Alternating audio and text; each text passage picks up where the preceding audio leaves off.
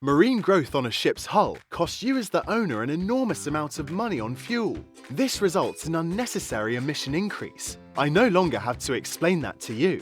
That is why SRN Group's mission is to remove this marine fouling to help both Mother Nature and you as the customer. But how do we do this at SRN Group?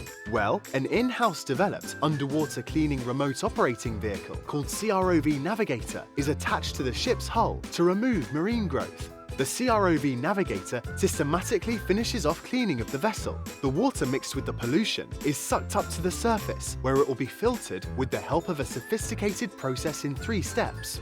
We convert contaminated water into super clean water.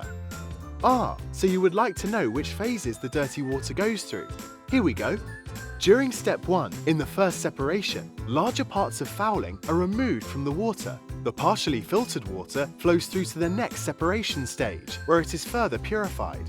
In step 2, finer particles of the dirty water are filtered out and separated from the already cleaner water. For the third and final step, water is pumped into the SRN filter container. There, it is filtered by a smart-designed, fully automated filtration system. After the multi-stage filtration, only clean water flows back into the port.